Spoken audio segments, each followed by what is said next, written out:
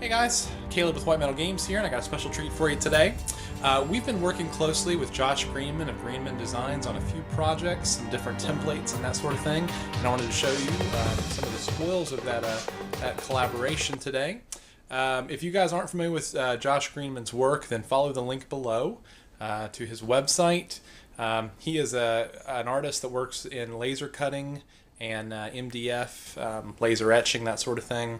There's a lot of artists like this out there, but he was one of the first that really sort of pioneered the industry for laser cutting and brought that to the tabletop wargaming community and showed the value of what you could do with that in terms of things like terrain and templates and that sort of stuff. He's worked closely with Blue Table Painting before. You've probably seen some of their products and their collaboration in terms of a lot of the scenery that he's done. He's done some amazing work on some tech sort of style gangways and walkways and platforms, and they've showcased that on a few of their battle reports or bat reps, and it's looked really great, and I definitely wanted to work with him, so I contacted him, and I must say that I'm very pleased with the collaboration so far.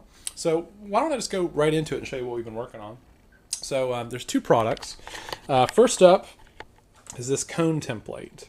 Now this is a Wizards of the Coast D&D style colossal dragon.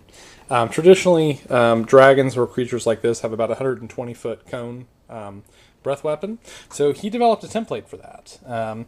Although they make templates on paper, I wanted something physical that I could use. As a wargamer, I like having a physical template that I can actually see through and post it over the miniatures. And he basically delivered just that. I had asked for something along those lines. Now this template actually is a part of another set of templates that sort of doubles this way. So this is just the first of the two templates.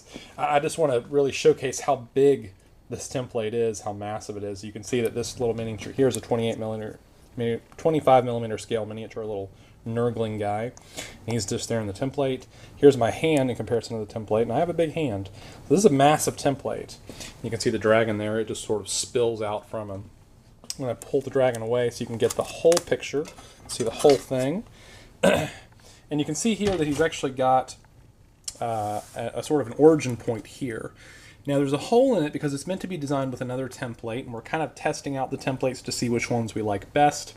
But I'll be honest, I really do like this template. I think it's fantastic. As you can see, it disconnects very, very easily.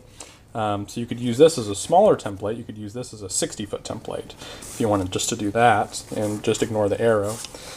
So you've got a great little 60-foot template there. Let's suppose you cast a spell and you have a 60-foot template range, or cone. There you go. And then you've got the larger template as well. Now the template has some labels on it because actually this is part of this actually doubles as a hooded lantern template. In the D&D and Pathfinder role-playing games, hooded lanterns have a cone effect of 120 feet. So this actually allows you to use the cone that you would use in terms of wargaming, or not gaming, tabletop gaming. So if you're playing a D&D encounter and you're in a dungeon and you bring out your hooded lantern, this will allow you to figure out exactly which targets you can see in your radius simply by pivoting the template. Now, this came about because originally I wanted a template that would allow me to mimic light. So I contacted him about it and told him what my intentions were. Told him I wanted a template that would allow me to show light for candles, lanterns, light spells, anything light related really. And so he came up with this dual template that you can actually see here. Now the center template really is just a template for if you want to use any basic spells. Like for example, a candle has a range of 5 feet, so that's the center circle here. So when you put your miniature there, that's the area of candle light around you. At 15 feet, you have a lamp or a common lamp, and then going out, you have things like continual flame spells, dancing light, sun rods. He even went the full 9 yards and did stuff like, let me get in closer, you can see that he's got the spell versions, but he's also got the increased spell version, so increased torches, increased continual flame spell, increased daylight spells, that sort of thing. So this allows you to show, if your spells are magnified in any way, how much farther they actually go. So this is actually a 60-foot circle template. It's pretty big, as you can see again with my hand here in the middle. It barely covers any of it. So I like it because in a D&D setting, we oftentimes go into dungeons and we just simply assume that we can see things, or at least in my campaigns we do, because we don't want to fiddle with light. We want to fiddle with the adventure, we want to play the adventure, but we oftentimes don't think about things like darkness, and it becomes a technical battle, and at the end of the day, you don't want to worry about the technicalities. You want to focus on the story. At least in my games, you do. It's a narrative-driven game. So because of that, I wanted something that would allow me to take my thoughts away from this sort of technical detail and just focus on the actual game, and that's what this does. So this template, as you can see, it has the ranges for all the spells. Again, it goes out to 60 feet. Plus, it has the cone template that we saw before for the hooded lantern template, so if you want to directionally sort of position your lantern. It also has these pivot points, so it folds up on itself. That way, for storage purposes, you can easily store it. You just tuck that in right like that. And easily just makes up the original space of the template, just 60 feet. Big enough that you can easily find it, and small enough you can slide it into a bag, which I think is great. If you don't want to use the cone template, you just simply remove these bolts, and it works just fine. I even like the orange color, just because it kind of reminds me of candlelight. So it's a bit bulky, I suppose. That might be a disadvantage to it, but this was by design. I wanted something that showed all the different light elements that you could have.